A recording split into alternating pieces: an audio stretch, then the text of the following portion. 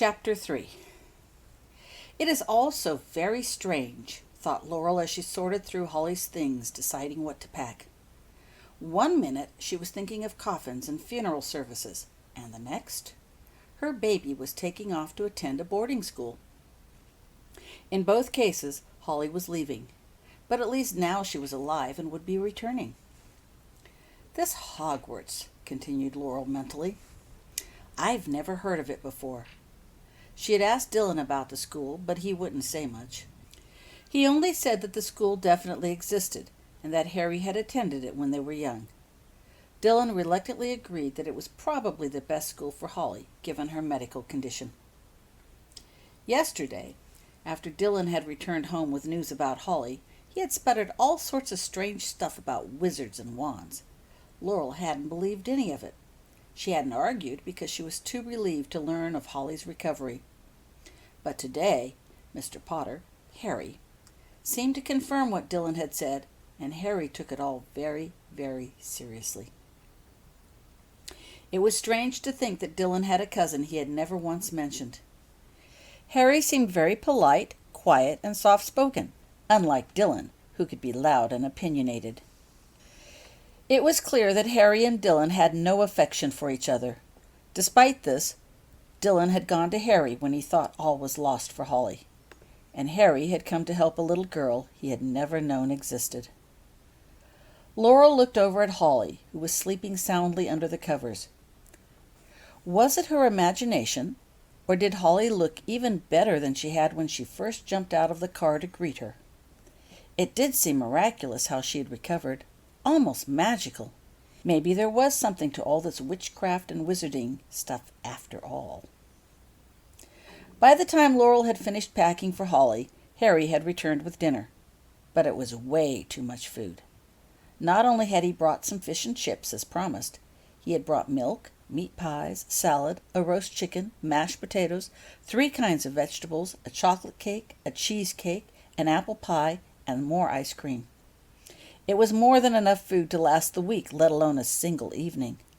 Only a small portion of the food he had brought actually fit on the table when they sat down to eat. Laurel found dinner time most uncomfortable. It started well enough when she told Vernon about Holly going off to school. Vernon took the news quite well. After all, he would soon be leaving for his second term at Smeltings, Dylan's alma mater. It probably seemed natural to him that Holly should be going off to school too. But then Dylan had visibly flinched at the mention of the name Hogwarts, and brooded the rest of the meal, staring constantly at Holly. Laurel could tell he wasn't pleased about Holly attending the wizard school. Neither of them was, but they didn't know any other way to keep Holly healthy. Holly totally ignored everyone and ate steadily. She went back for seconds, thirds, fourths, fifths, sixths. Laurel decided that Harriet was probably wise to bring back so much food. When Vernon commented that Holly was eating a lot, Harry had responded simply that Holly was just making up for all the meals she hadn't eaten earlier. Harry Potter kept to himself, speaking briefly only when spoken to, answering only those questions he was asked. Laurel got the impression he was trying hard not to say anything that might aggravate Dylan further. She wondered what Harry would be like when he was not around Dylan. Laurel wanted to ask Harry a lot of questions about his family and the school Holly would be attending. But given the way Dylan had flinched so at the mere mention of the word Hogwarts, she decided such questions were not a good idea. She couldn't think of anything else to say, though. Vernon was the only one with news that could be safely shared, and he was happy to share it. They all ate their meals while listening to Vernon's cheerful description of the morbid events next door. Apparently one of the guys carrying the body had stumbled and fallen on the way out, and the body had fallen off the pallet. Vernon had taken lots of photos. Did we want to see them? No, dear, replied Laurel hastily. Not at the dinner table. Vernon's steady chatter about the neighbor and the bodies made Laurel cringe, especially when she thought they might have been carrying away 2 bodies instead of 1. She wanted to tell Vernon to change the subject, but she did not, for fear she would have to explain why. Abruptly, Dylan shoved his chair back and got up. I gotta go, he mumbled, leaving the room. Shortly thereafter, Laurel heard the front door open and then slam shut. Harry Potter started at the sound. He looked at Laurel and then down to Holly. "Holly, dear," he said gently, "don't you think you've eaten enough?" Holly looked down at her plate, almost guiltily, as if realizing for the first time how much she had eaten. "Why don't you help your mum clear away the table and do dishes? After that, go get your things. It's time for us to be leaving." Holly nodded and stood up with her almost empty plate. Harry looked out towards the direction Dylan had left, and then at Laurel. "Would you excuse me, please, ma'am?" Laurel nodded. Harry stood and left the room. "Vernon!" Laurel called out. "You need to be helping, too." "Ah, gee!" shouted back Vernon. He had slipped into the other room to play computer games, but dutifully returned. Laurel heard the front door open again and then quietly shut. Twilight had just fallen. Harry could easily make out Dudley standing on the sidewalk next to the driveway of his house. Harry walked up and stood quietly beside him. Dudley barely noticed Harry's arrival. He was looking at everything and nothing. The two stood together silently. Finally, Harry spoke. "What is it?" he asked. Dudley did not answer. They stood together in silence once more. Their relationship had never been much, thought Harry, and he wouldn't even be standing next to him today if it weren't for Holly. Holly, thought Harry. He tried again. "What are you thinking, Dylan?" Dudley gave a shudder and finally spoke. His voice was charged with emotion. "I was thinking that I have lost Holly no matter what I do." "Lost Holly? Whatever do you mean?" "Your lot and mine," explained Dudley heavily. "They don't mix. She'll be in your world now." "Don't be silly, Dudley," laughed Harry lightly. "She'll be home for the holidays, just like Vernon." "And after that? We'll never see her. She won't want to see us. Your kind and mine, they don't mix." "Of course they mix," corrected Harry, thinking of Ron's regular visits with the kids to see Hermione's parents. "It just doesn't make the news. Holly is your daughter, Dudley. She will always be your little girl. She loves you, and you love her. Holly will always be a part of your world and your life as long as you want her to be." "Daddy?" A soft voice interrupted their conversation. Dudley and Harry turned around to see a small, slender figure standing outside with bags, all dressed and ready to go. Dudley knelt down, and Holly ran into his arms for a big hug. Dudley stood, lifting her up in his arms. "Thank you," she whispered in his ears. "For what?" whispered Dudley back. "Thank you for finding Cousin Harry and for saving my life. I would be ever so scared to go to the school, but I know you wouldn't let me go anywhere unless you knew it was safe. I love you, Daddy." "I love you too," whispered Dudley. Tears streamed down his eyes. Dudley set Holly down on the ground. "Hey," Harry said lightly, "can we have a lift to the station? I'd hate to have to walk there." "Sure," replied Dudley, and proceeded to load Holly's bags into the car. "Mr. Potter," called out Laurel. She'd come out with Holly and stood on the front steps. "May I have a word with you, please?" Harry walked over to the steps. "My husband tells me he does not have your telephone number," Laurel began. "He also does not know where you live, where this Hogwarts is, or even how to contact it." She fixed her green eyes squarely onto Harry's. "You are my only link to Holly. I expect you to make it possible for me to contact both you and this school of yours. Understand?" "Yes, ma'am," said Harry meekly. He'd have to think about how best to do that. "Don't worry, Mum," called out Holly as she got into the car. "I promise I'll write." Dudley gave a sudden start. He looked over at Harry and mouthed, "Owls?" Harry nodded and laughed inwardly. He suspected there might be a bit more explaining to do before the night was over. "Goodbye, Mrs. Wycliffe," said Harry, taking her hand in his and giving a slight bow. "It's been a pleasure meeting you." Then he turned and got into the car, too. The three of them drove off soon after. "My parents!" exploded Dudley suddenly, breaking the silence within the car. "What'll I tell my parents?" Parents? Yes, thought Harry. Where had they been while Holly lay dying? "They're on a cruise," continued Dudley, answering Harry's unspoken question. "They won't be back until the middle of October. I hadn't the heart to tell them about Holly. I kept thinking she would get better." His voice trailed off.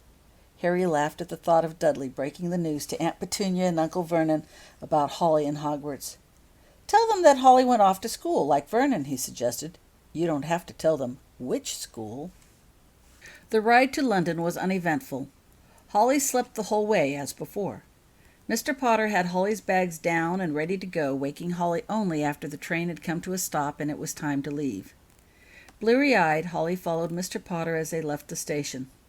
The two got into a waiting taxi outside the station that took them to a quiet street in the middle of a small square, where the taxi driver helped Mr. Potter unload Holly's bags and then got back into his cab and drove off. As they stood there, Mr. Potter raised his hand. Something clicked, and a street light went out. Holly could hardly believe her eyes. Mr. Potter clicked, and another street light went out. This continued, street light after street light. By the time all the street lights in the square were out, Holly was wide awake. "How'd you do that?" she exclaimed. Mr. Potter knelt down and looked directly into Holly's green eyes. "You want to see something really nifty?" he asked. Holly nodded. "Then watch this." He turned and faced some of the buildings and then waited for Holly to face them too. "Are you ready?" Holly had no idea what she was supposed to be looking at, but she looked hard and nodded. Suddenly, a battered door appeared out of nowhere, squishing itself between other doors. On either side of the door appeared some dirty walls and grimy windows. It was as though an extra house had grown in the middle, pushing those on either side out of its way. Holly looked up at Mr. Potter's face. "Well," he said, smiling, "did you like that?" "Oh, yes," she breathed. "That was like magic. How'd you do that? Are you a magician or something?" "Or something," agreed Mr. Potter dryly, as he picked up Holly's bags. "Come along, Holly," he added. "We've got to get going." Holly followed Mr. Potter up the worn steps, chattering excitedly. "Is that why my daddy doesn't like you much? He doesn't like magic and magicians. Vernon and I wanted to go to a magic show once, but Dad wouldn't let us. He says they're all stuff and nonsense, and a bunch of cheap tricks." While she spoke, Mr. Potter had taken out a small stick. He tapped the door once. "Wow!" said Holly in amazement, as she looked at the stick and watched the door creak slowly open. "You really are a magician. You have your own wand and everything. I bet if my daddy saw you perform, he wouldn't call it all a bunch of cheap tricks." "No," agreed Mr. Potter. "I don't suppose he would." "Come along, Holly," he said as he stepped inside. Holly followed. "Welcome to my home." Holly had scarcely begun to look around when she heard a soft, musical voice. "Harry, you're back." Holly looked at the source of the voice and saw a woman with dark red hair coming forward to greet Mr. Potter. She hugged him briefly and then stopped to look down at Holly. Holly," addressed Mr. Potter, "I would like you to meet my wife, Ginny. Ginny, this is my cousin Holly." "Pleased to meet you," said Ginny, smiling. "I am so glad you could come." Then she turned to Mr. Potter. "Harry," she said, "you must be tired. Why don't you get the lights and I'll take care of Holly?" "Thanks," he said briefly. He stepped back outside. Holly heard another click. She turned in time to see one of the street lights go back on. "Holly," said Ginny, "would you like to see your room?" "Okay," said Holly, suddenly feeling very shy. And she followed Ginny to a flight of steps. Old-fashioned-looking gas lamps lit the stairways. The lamps sat in evenly spaced holders lining the walls of both sides of the stairs. "I'd like to see my room," Holly continued as they mounted the steps, "but I'm not really sleepy. I slept a lot on the train. Did you see how that door just came up between the other two?" she suddenly burst out. "Of course you did," Holly continued, not waiting for an answer. "You live here." "You must have. But that was like magic. It was really neat. I have never seen anything like that before." The bottom of the steps had a huge picture frame covered with a dark cloth. There were all sorts of other pictures hanging on the walls, strangely illuminated by the gas lamps. The people in the pictures seemed to be moving. That couldn't be right. Holly rubbed her eyes. Maybe she was tired. Surely it was the flickering lights that made the people in the paintings seem to move. When they reached the top, Holly stepped into the hallway filled with mysterious-looking closed doors on either side and more paintings on the walls. Ginny opened a door near the beginning of the hall and entered the room. Holly followed. More lit gas lamps poked out from the walls of each side of the room. Their flickering flames lit the room. Holly saw a huge bed, some chairs, a small table, and a dresser. There were more paintings on the walls. "Now," said Jenny, "which bag has your overnight things?" She gestured towards some bags that were stacked neatly against one wall. Holly gaped. How had that gotten up here so fast? She didn't remember seeing anyone take them from the front door. Numbly, she pointed to a small bag on top. Jenny continued to speak as she brought the bag down and opened it for Holly. "I know you say you are not tired, Holly," she said, "but I understand you've been a very sick little girl. You need your rest. Tomorrow will be a busy day. You get dressed for bed, and I will come back and turn out the lights." Holly was fast asleep by the time Jenny returned. Holly woke to the sound of a cough. It was a small cough, but it seemed out of place. Holly stirred. So many things were out of place these days. Bedrooms, for one thing, and new relatives. The cough sounded again. Holly opened her eyes. She found herself looking into the face of a very young girl. "Are you awake?" the girl asked. She had big brown eyes and bright red hair. Holly stared. "I hope you're awake. Mom said I mustn't wake you, and I've been waiting ever so long for you to wake up." "Who are you?" Holly finally asked. "My name is Lily," the girl responded cheerfully, clearly happy that Holly was definitely awake. "Your name is Holly, and you've got green eyes just like Dad," she said solemnly, looking into Holly's eyes. "Albus has green eyes, too. Mom says you're our cousin. Isn't that great?" she added jubilantly. "I love family, don't you? Then there is always somebody to play with. But this year," her voice fell, "Albus and James went off to Hogwarts. They've only been gone a few days, and already this big house seems lonely and empty. But now you're here," Lily sang happily. "I guess I shall be going off to Hogwarts, too," said Holly uncertainly. Things had been happening so quickly. Wasn't it only yesterday that the stranger calling himself Cousin Harry had even mentioned Hogwarts? "Oh, that's too bad," sighed Lily, and her face fell. "I wanted to go, but Mum and Dad said I'm not old enough."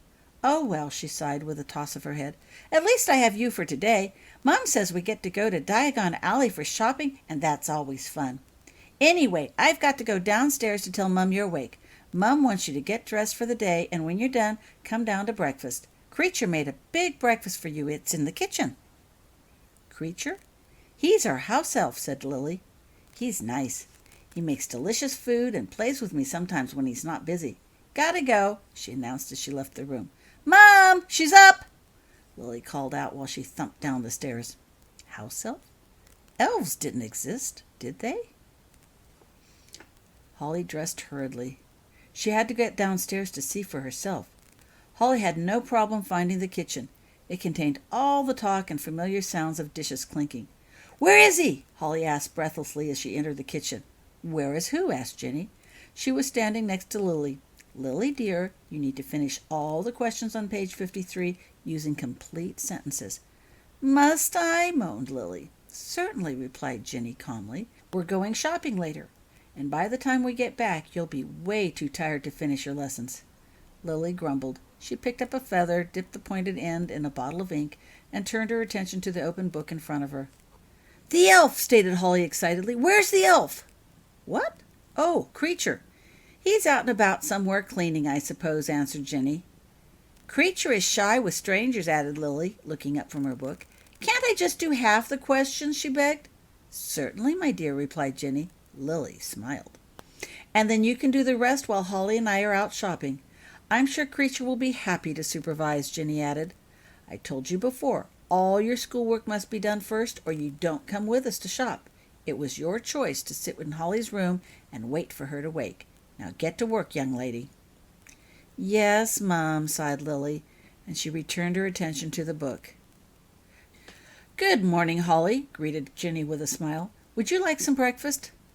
Holly looked down at all the food placed on the table. Eggs, bacon, scones, porridge. Actually, I'm not really hungry," she replied. Jenny smiled. The body-building pills must be finally wearing off. Holly looked skinny, but not starved the way Harry had described her earlier. "That's okay, Holly," Jenny said. "You don't have to eat much, but you do have a big day today, and you should eat something before we leave. And be sure to take your medicine, too," she added, indicating the purple bottle with a spoon lying next to it. And so Holly ate. It took only 3 loaded plates before she decided she was full. Mr. Potter came in as Holly was finishing the last bits of food on her plate. "Good morning, Holly," he greeted cheerfully. "How are you feeling?" "Just fine, sir," she replied, taking another bite. "Are you all ready to do some shopping?" "I suppose so." "Good." Mr. Potter smiled. He looked over at Lily. "Lily," he said, "could you take your things and go out into the front room? I need to talk to Holly a bit." Lily nodded, grabbed her stuff, and walked out of the kitchen. Jenny followed. When the kitchen was quiet, Mr. Potter turned to Holly. "I have something for you, Holly," he said. "It came in the mail today." Holly froze. "The letter?" she asked, remembering that mysterious letter Dad had mentioned yesterday. "That's right," agreed Mr. Potter. He held out a yellowish-colored envelope with emerald green writing on it. "It arrived just this morning. It is something you should have received ages ago. I want you to read it before we go shopping. I think it'll explain a lot." Holly took the envelope. It was thick and heavy. It was addressed, Miss H. Wycliffe, number 12 Grimold Place, London. Ever so slowly, Holly turned the envelope over. The back had a purple wax seal bearing a coat of arms, a lion, an eagle, a badger, and a snake surrounding a large letter H. Trembling slightly, she carefully broke the seal and opened the letter. She pulled out the letter and read, "Hogwarts School of Witchcraft and Wizardry." Holly looked up. "Witchcraft and wizardry?" she thought. She continued to read. "Headmistress Minerva McGonagall, Order of Merlin, International Confederation of Wizards, Wizenmot, Order of the Phoenix. Dear Miss Wycliffe, we are pleased to inform you that you have been accepted at the Hogwarts School of Witchcraft and Wizardry. Please find enclosed a list of all necessary books and equipment. Term began on September 1. We welcome your arrival as soon as possible. Yours sincerely, Phileas Flitwick, Deputy Headmaster." Holly stared at the letter for a very long time. "I don't think I understand," she said finally. "Does this mean I'm a witch?" "It means," said Mr. Potter gently, "that you are a very talented empath, and the only place where people know how to help you deal with your abilities is Hogwarts. And yes, the students attending Hogwarts are all called witches and wizards." "But I can't be a witch!" Holly exclaimed. "I don't know how to be a witch." "Of course not," agreed Mr. Potter. "That's what the school is for. It teaches you how to control and use your abilities. With wands and everything?" "That's right." Holly thought about this for a minute. "Mr. Potter," she began slowly, staring intently at the letter, "my mom and dad, they don't like things that are different. They don't like witchcraft, magic, and stuff. If I become a witch, what will they think of me? Do you think," she continued, her voice trembling a little, "will they still love me?" she blurted. Mr. Potter took a deep breath. "Look at me, Holly," he commanded. Holly looked up and stared into Mr. Potter's green eyes. "I don't know about the future, Holly," he said gently, "but I know your parents love you a whole bunch right now. Do you want to know how I know?" Holly nodded, afraid to speak. "They may not like witchcraft, magic, and stuff, or people that are different. But when you got so sick you almost died, your dad decided, and your mom agreed, that if it was a choice between Holly and Hogwarts, or no Holly at all, well, you know the decision they made. It was a very difficult decision for them to make, believing as they do. But they did it because they love you more than anything." Holly sat back intensely relieved. She felt as if an enormous weight had been lifted from her shoulders. Holly had been worrying about whether her parents still loved her ever since Mr. Potter first called her an empath. Mr. Potter saw her relax. He leaned back too. "Right," he said cheerfully, changing the subject. "So, are you ready to do some shopping?" "Yes, sir," responded Holly enthusiastically. She wondered what kinds of things one needed to attend a wizard school. Holly thought they were all supposed to go to some alley for shopping, so it was quite surprised when the family got out of a taxi in the middle of a street, no alley nearby, and entered a dark room behind a rickety old door, which Holly hadn't even noticed until Mr. Potter opened it. In the gloom, Holly made out some tables and chairs with people sitting around them. Many of the people held mugs of something from which they were drinking. It looked like a dirty old pub. At the sound of their entrance, they all looked up at the new arrivals. At once, many of the faces lit up with pleasure. "Welcome, Harry. It's good to see you," called out one person in greeting. "And good to see you, too, Lee," replied Mr. Potter warmly. "Heard your youngest made Gryffindor," called out another. "Congratulations." "Thanks," said Mr. Potter. If you'll excuse us, we have some shopping to do." He led the family through the back door and out into a small walled courtyard. "I thought we were shopping in some alley," stated Holly when she saw the empty yard. "We are," agreed Mr. Potter. "Watch." Holly watched. Ginny had a wand in her hand and was counting out bricks on the back wall. "Can I do it?" asked Lily excitedly. "No, dear," replied Ginny. "Not until you're old enough to get your own wand. You know that." "Ah, darn," Lily pouted. "Wand," thought Holly with interest, looking at Ginny's wand. "Do I get a wand?" she asked as Ginny tapped the wall 3 times with the point of her wand. "Of course, dear," replied Ginny. As she spoke, the bricks she had touched quivered and wiggled, and a small hole appeared, growing wider and wider until they faced a huge archway that led into a cobbled street which twisted and turned out of sight. "This," said Mr. Potter, "is Diagon Alley." The 4 of them stepped under the archway and walked down the street. The alley was a quiet place filled with colorful stalls and shops. A few people in robes passed by on the paved path. Others stood inside the shops talking with shopkeepers. "Have you got your letter?" Mr. Potter asked Holly. Holly nodded. "May I see it?" Holly handed him the letter. Mr. Potter pulled out the back sheet that Holly hadn't even bothered to look at. "It's your list of supplies," he explained. "Let's see, pewter cauldron size 2. We can get that right here at the cauldron shop." He handed the list to his wife. "Here, Ginny, you and Lily can get the books. That'll save us some time. We'll meet you over at Ollivander's afterwards." "Right," she said. "Come along, Lily." The 2 took off, turning a corner and disappearing from sight. Holly stared at all the cauldrons. Pewter, brass, silver, gold, pocket-sized, huge. "A cauldron for all occasions," the sign advertised. In a short time she was carrying a shiny new cauldron of her own. "You can use it to carry your other supplies," suggested Mr. Potter as he led her down the street. They passed all sorts of intriguing stores. "Weasley's Wizards' Wheezes," a sign posted in front read, "Closed for vacation. Back next week." Among other things, the display window showed all-day love potions for the quick affair. Exploding wands, eyes-awake sleeping powder, so the teachers won't know you're asleep in his class. And leaping pills. Cross the campus in a single bound. Never be late again. "Crumb's finest Quidditch supplies," read another sign, whatever Quidditch was. The window contained a fancy-looking twig broomstick surrounded by an assortment of banners, balls, uniforms, and gloves.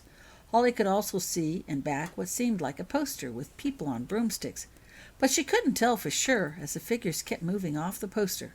However did they do that? Mr. Potter led her to a shop labeled Apothecary. It was a dark, dusty place filled with barrels, boxes, vials, and all sorts of things hanging from the ceiling. Were there really dragon scales inside the box as labeled? What did one do with the beetle eyes that she saw in an open barrel? Mr. Potter brought her a supply of basic potion ingredients, while Holly stared, wide-eyed, around the shop. "What's a newt?" Holly asked suddenly. She had seen the word all over the place on signs. "It's wizard money," explained Mr. Potter. "See?" He held out some coins that he had in his pocket. "This little bronze one is a newt." He handed her a newt. Holly looked at it curiously. "The silver one is called a sickle," and he handed her a sickle. "There are 29 newts to a sickle. This other coin is called a galleon," continued Mr. Potter, handing Holly a heavier, gold-colored coin. "There are 17 silver sickles to a galleon. Keep them," he told Holly when she started to hand the money back. "You'll want a bit of pocket money while you're at Hogwarts, though you won't need much your first year." He handed Holly the rest of the coins in his hand for her to tuck away somewhere. They kept walking, passing shop after shop. Along the way, people's eyes would light up when they saw Mr. Potter, and they would cheerfully greet him. Mr. Potter always had a friendly response, often stopping for a word or two with each. "Everyone seems to know you," Holly said after he'd been greeted by the fifth or sixth person. Mr. Potter started, as if surprised at her observation. Yes, well, it's a small community, he concluded, and they continued down the alley, greeting others along the way. Finally, they came to a narrow, shabby shop that had a single wand on a dark purple cushion. Bright gold letters over the door read, Ollivanders, makers of fine wands since 382 B.C. A tinkling bell rang as they opened the door and stepped inside. It was a tiny place, with a single chair behind the counter. The walls were covered with hundreds of boxes, each stacked neatly on top of each other. "May I help you?" came a soft voice from behind the counter. "Oh, Mr. Potter, it's you." The voice changed to one of more than professional courtesy. "Hello, Mr. Ollivander. You are looking quite well today," replied Mr. Potter warmly. Mr. Ollivander was an incredibly old person with pale skin and huge silvery eyes. "This is my cousin Holly," said Mr. Potter, motioning Holly forward. "We were wondering if you could find the right wand for her." "Cousin?" said Mr. Ollivander. "Yes," he mused, glancing from Holly to Mr. Potter and then back at Holly. "I can see the family resemblance. I would be happy to find Miss Holly the perfect wand." With that, he pulled out a long tape measure with silver markings. "Which is your wand arm?" he asked, all businesslike. "What?" queried Holly. "I'm, right-handed, so I guess my right hand." Her voice trailed off uncertainly. "Please hold out your arm," Mr. Ollivander said. Holly complied, and he began a series of measurements. He measured Holly from shoulder to finger, from wrist to elbow, shoulder to floor, knee to armpit, and around her head. As he measured, he spoke softly. "Every Ollivander wand has a core of powerful magic substance. I use unicorn hairs, phoenix tail feathers, and the heartstrings of dragons. No two wands are the same, and you will never get such good results with another wizard's wand." "That will do," said Mr. Ollivander, moving to the stack of boxes. The tape measure crumpled to the ground. Holly realized suddenly that it had been measuring her without the use of hands. "Try this one," he suggested, holding out a box containing a dark stick. "Ebony and unicorn, 9 inches, sturdy. Take it and give it a wave." Holly took the wand out and gingerly shook it. The room around her seemed to shake too. "No," said Mr. Ollivander, removing the wand from her hands. "Definitely not this one." He handed her another box. "Maybe this one. Oak and dragon heartstrings, 10 inches. A popular combination." Holly shook it, and only the dust swirled around her. "Definitely not that one either." He handed her another wand. "Ashen unicorn, 8.5 inches, springy." That one practically sprang out of her hand. And so they continued working their way through box after box. "You know," mused Mr. Ollivander, staring again at Holly's face, "she looks a lot like—" He turned to Mr. Potter. "Your mother favored a willow," he said conversationally to Mr. Potter. "I wonder—" He handed another box to Holly. She took the wand and nothing happened. Mr. Ollivander nodded, but did not seem disappointed. "Close, but not quite right," he pronounced. "Try this one." Holly took hold of the wand and felt a sudden warmth flow up through her fingers. She shook the wand and a stream of sparks shot off, much like a fireworks sparkler. "That's it," said Mr. Ollivander delightedly. "Willow and phoenix tail feather, 9 3/4 inches, supple and swishy. A unique combination indeed. It's always a pleasure finding the right wand for the Potters." "Thanks," said Mr. Potter, handing Holly the box that went with the wand she now clutched excitedly in her hand.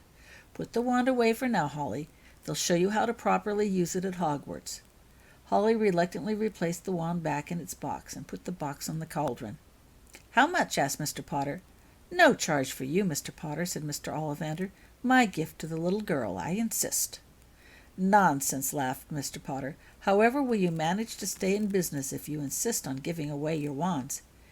He placed several gold coins on the counter. "Good to see you again, Mr. Ollivander." He took Holly's hand, and they left the store. Jenny and Lily met them outside Ollivander's. "Well?" asked Jenny.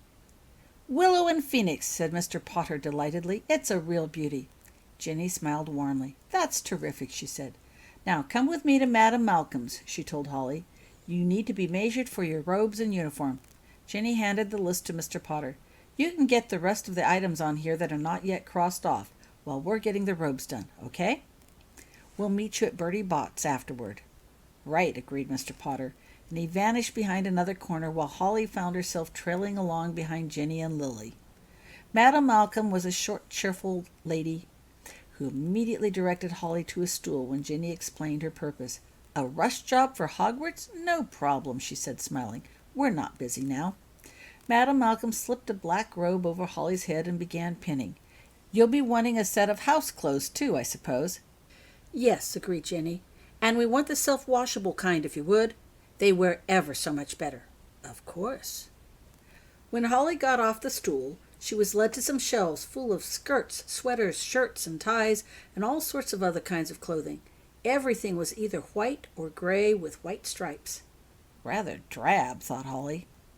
"You'll want the first-year size. They stretch well with the growth spurt children have at that age." One of each was picked out for Holly. "Now, when you get sorted, my dear," said Madame Malcolm, "you want to take out your wand, tap each piece of clothing, and say the name of your house. Then the proper house colors will appear instead of the white." "Yes, ma'am," said Holly softly. House colors? What was that? When they finished at Madame Malcolm's, they went next door to get some socks, tights, and a pair of shoes. "Those are too large," protested Holly when she saw the huge black shoes Jenny had picked out for her. "Of course they are," said Jenny reassuringly. "Try them on." Holly slipped her feet into those huge shoes. Before her eyes they shrank to a perfect fit. "You always buy large so they can shrink to fit, and then they'll grow with your feet. They're self-cleaning and waterproof, too. It's a very practical shoe." But Holly's eyes were on another, similar pair of shoes that were bright red in color. "Do you like the color, Holly?" Holly nodded. "You can get her the weekend rainbow shoes," piped up Lily eagerly. "They're black on school days and change color on the weekends. It's called rainbow because you never know what color you'll get on the weekends." "Would you like some of them instead?" asked Jenny. "Yes, ma'am," breathed Holly. So Holly walked out wearing her brand new rainbow shoes, black right now, but the salesman assured her that come Saturday they would sport a shining new color. Bertie Bott's turned out to be a fancy candy shop. It also had a small cafe, indoor-outdoor type, that sold sandwiches and such. Jenny chose a small table near the wall, and then they each ordered some food. Lily ordered a Muggle burger, fries, and a triple soda, so Holly ordered the same. They spoke into the menu, and a few moments later the food appeared on plates on their table. The Muggle burger looked like a regular hamburger to Holly, but it was quite tasty, and she finished it quickly. The triple soda started as cherry-flavored. While she ate, it changed color and had an orange flavor. Later it turned green and had a lime flavor. For dessert, Holly ordered a huge sparkle cherry berry surprise sundae. "What's a Muggle?" asked Holly, wondering why a Muggle burger looked so much like a regular hamburger. "It's a person who doesn't have any magic," answered Lily in between bites of her own burger. "Dad says your parents are Muggles. That's why they didn't know what was wrong with you." "Oh." That didn't explain why Muggle burgers looked like hamburgers at all. "Can I see your wand?" asked Lily. "What? Oh, sure." Holly dug out her box, carrying the wand, and opened it. "Don't take it out of the box now, girls," commanded Jenny. "I don't want any accidents to happen. Wait for proper instructions at Hogwarts before you start using it." So the two left the wand in its box while they studied it intently. The wand was pale cream-colored, with tiny vines and flowers carved on it, made to twine all around the outside. "Ooh," breathed Lily admiringly. "It's beautiful. James and Albus's wands aren't nearly so pretty. I want a wand like yours." "Now, Lily," said Ginny, "you know it's not how wands are selected. Mr. Ollivander will be sure to find the right wand when you are ready, and it'll be just right for you." "Mrs. Potter," began Holly as she put her wand away. "Yes, dear?" "What did Madame Malcolm mean by house colors?" "Hogwarts has 4 houses: Gryffindor, Ravenclaw, Hufflepuff, and Slytherin. Each house has its own colors," explained Ginny. "When you get to Hogwarts, there's a sorting hat. It decides which house you are best suited and places you there. The people in that particular house will be your family away from home." "And your son is in Gryffindor?" Ginny nodded. "And James, too," added Lily excitedly, happy to be able to contribute to the conversation. "What house will I be in?" queried Holly. "I don't know," said Ginny. "They are all fine houses, but each with its own unique qualities. The sorting hat will take care of that. Usually there is a fancy ceremony where the sorting hat makes its decisions, but that happens the first night at Hogwarts. I don't know how they will do it for you." Holly finished her sundae and studied the people that passed by. They wore all sorts of colors: blue, gold, plaid, polka dots. They were fun to watch. Mr. Potter arrived carrying all sorts of bags and bundles. He set the things down, pulled up a chair, and joined the group. Mr. Potter ordered a ham sandwich and a mushroom burger. When the food appeared, he handed the mushroom burger to Holly. Holly, still hungry, accepted the burger gratefully and immediately began eating it. A mushroom burger was harder to eat than a muggle burger.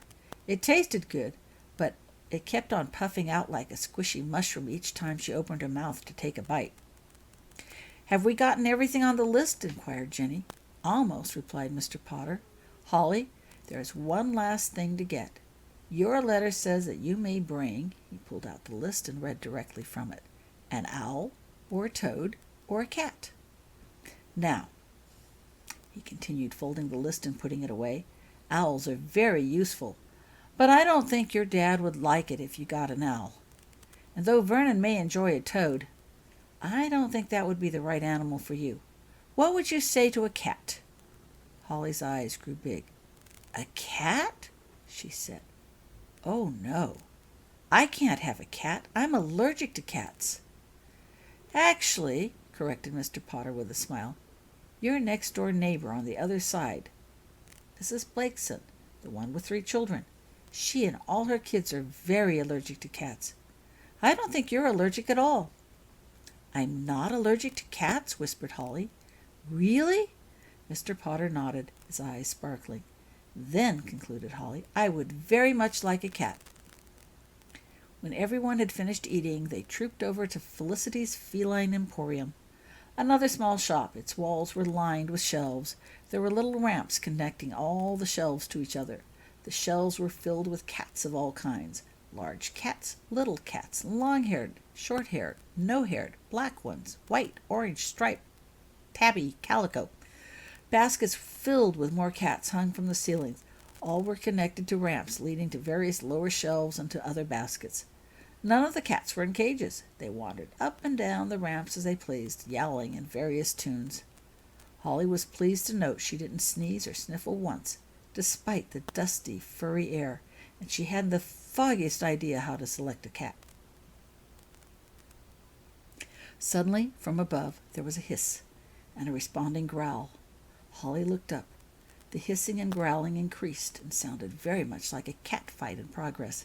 As she watched, a tiny ball of gray fluff came hurling out of the basket above. Instinctively, Holly put out her hands and caught the fluff. It wasn't fluff at all. It was a tiny gray kitten with all its fur ruffled up. "Ah, an excellent choice, my little lady," said the shopkeeper enthusiastically. "That little kitten is a real spitfire when she wants. She'll fit into your bag and go wherever you go. Or you can do as I do," she said, raising her arms. From each armhole of her peach-colored robe poked the head of a cat. "Robes are good for carrying more than wands," she grinned. The pointed peach and gold hat she wore on her head started to move and wiggle. "Wizard hats are a pretty good place for cats, too," she added, lifting off her hat to reveal 2 more cats on her head.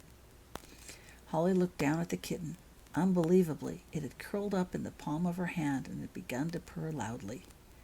Mr. Potter smiled when he looked down at the kitten. "That's a pretty loud purr for something so tiny," he said. "I think she's cute," gushed Lily. "Can I hold her?" "Now, Lily," began Jenny, "it's not your cat." "No," agreed Holly, "but I think it's okay." She looked up at the proprietor, who smiled and nodded at Holly encouragingly. So Holly put the kitten into Lily's eager hands. "She's so sweet," said Lily, as the kitten continued to purr happily. "What are you going to name her?" "I don't know," said Holly thoughtfully, taking back the kitten. "I've never had a kitten before. She held the kitten up to her face. The kitten opened its big green eyes and looked at her. "Do you want to come with me?" Holly asked the kitten. In response, the kitten scrambled out of Holly's hands and onto her shoulder. Standing next to Holly's ear, the kitten began to purr even louder. "Is that the cat you want?" asked Mr. Potter, smiling. "Oh, yes," breathed Holly happily, "she is." They left the emporium a few minutes later with a brand-new kitten perched on Holly's shoulder. By this time, daylight had started to dim outside. Evening had come, and the shopkeepers were putting away their wares for the night. Mr. Potter looked around at the empty street. "We need to get going," he said. "I've made arrangements to meet Hagrid outside the square after dark. If we hurry, we should get there just in time." So the group quickly moved through the streets, back under the arch and out the pub and into a waiting taxi. Soon they were back at the quiet square, unloading the taxi of all their bags.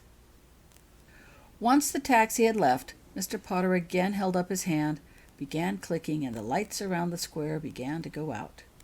When they were all out, a battered door again appeared, squishing itself between the rest of the buildings. Ginny went inside, only to reappear carrying a large lit lantern and 2 oversized sweaters in her arms. She handed one sweater to Lily and the other to Holly. Both promptly put them on. It had gotten a bit cool outside. Holly transferred the kitten from her shoulder to a pocket she found in the front of the sweater. "Here," said Ginny, rummaging through Holly's things. "You'd better put this on, too."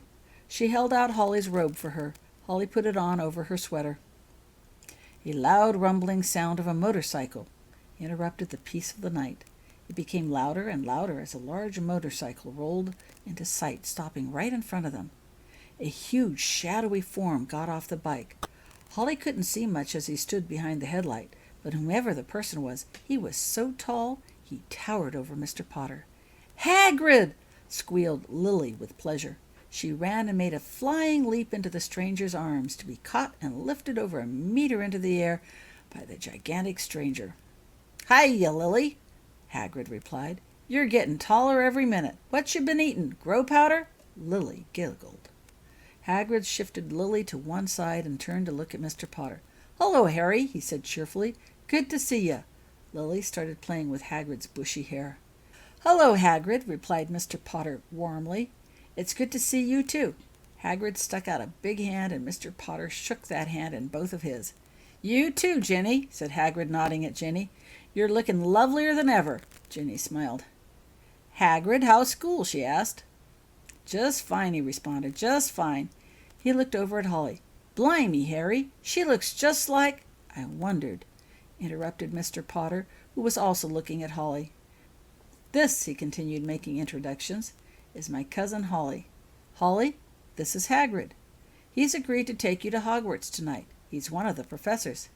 Hagrid bent down and offered Holly his hand. "Glad to meet you," he said. For the first time Holly could see him clearly, illuminated by the lantern Ginny held. Hagrid was indeed huge. He wore some sort of fur clothing and had thick bushy hair and beard. But Holly was not afraid when she offered her hand and returned.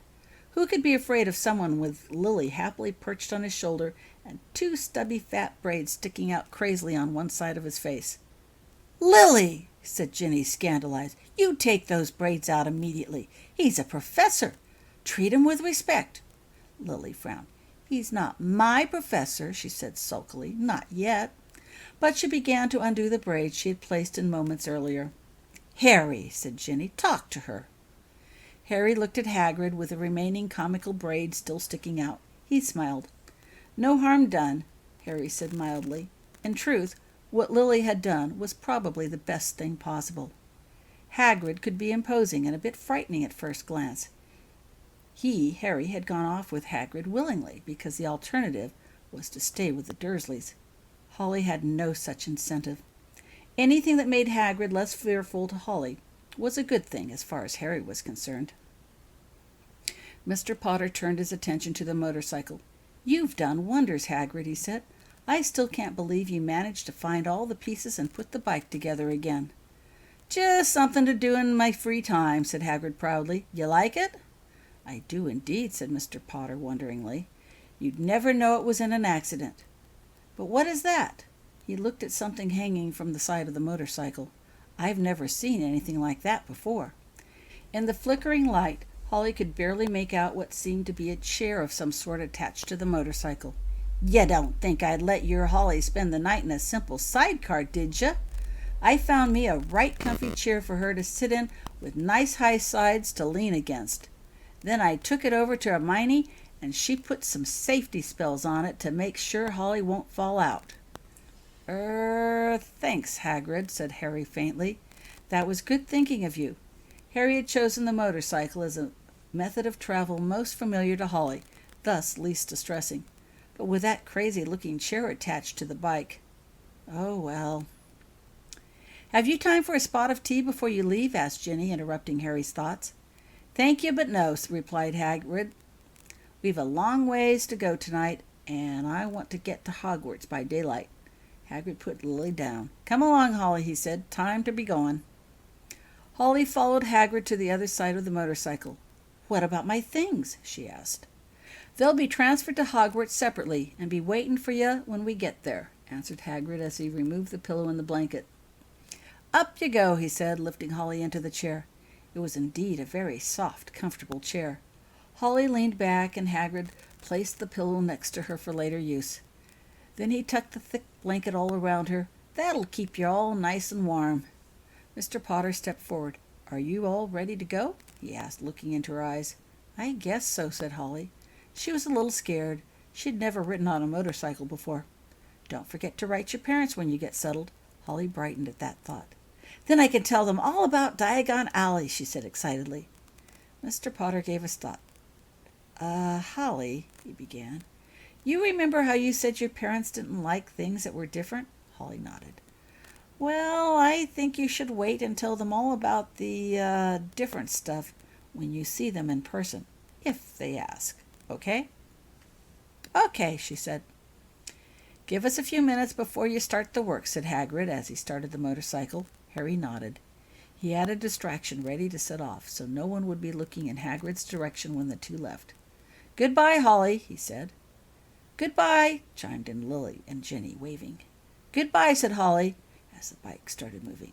It rolled into a big circle before leaving the square. Holly waved goodbye to the Potters. Then the motorcycle turned a corner, and she could see them no more.